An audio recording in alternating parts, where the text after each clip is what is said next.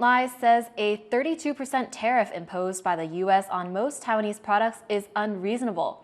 Semiconductors, Taiwan's largest export to the U.S., have been exempted, but there are still deep concerns that the tariffs will cause economic pain for Taiwan. Kris Gorin is in the newsroom here in Taipei with more. Kris, how is Taiwan responding? Well, Tiffany, today is a national holiday, so the response is a bit more muted than it might normally be. The cabinet is going to have a press conference later this afternoon on tariffs, but as you mentioned, President Lai Ching-te also released a statement on his Facebook page last night saying that tariffs based on the trade deficit do not reasonably reflect the highly complementary and substantive trade relationship between Taiwan and the United States, and that regarding the many unreasonable aspects of the tariffs, he's instructed the cabinet to continue to negotiate vigorously with the U.S. and safeguard the interests of Taiwan. Now, a 32% tariff on most products will certainly have an effect here, but it's important to note that the semiconductors were actually exempt from these tariffs, and that's especially important in Taiwan, where the semiconductor industry accounts for 60% of all export value. Now, it's important also to point out, though, that most Taiwanese chips that end up in the United States don't end up there as standalone products.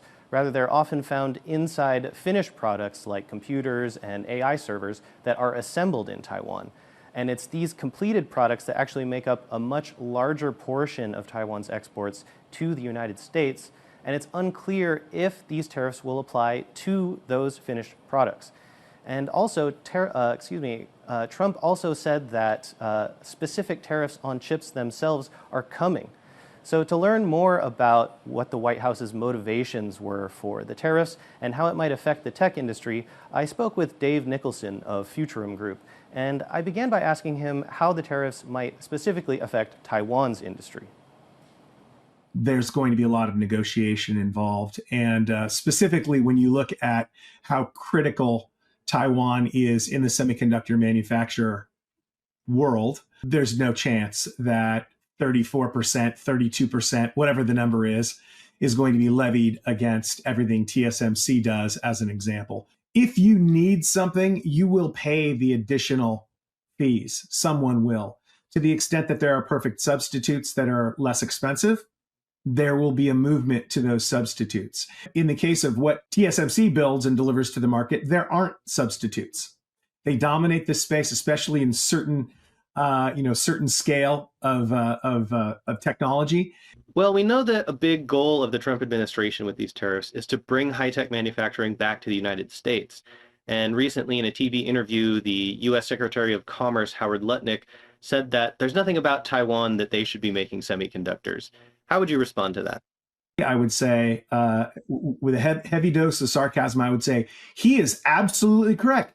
There is no reason at all, except for the incredible amount of expertise required, and it's absurd. It doesn't. This stuff doesn't happen overnight. It's years and years and years to get to the point where other manufacturers can do what TSMC does, and TSMC has earned that spot. To say there is no reason why chips need to be manufactured in Taiwan, sure, right. You could, in theory, do these things in other places that have access to humans, water, and power.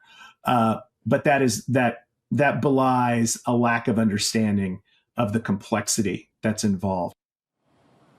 Now, as Nicholson pointed out, the 32% tariffs won't take effect until April 9th, and there's sure to be a lot of negotiations until then. And it's at that point, Tiffany, that we'll have a better understanding of exactly how Taiwan's industries will be affected.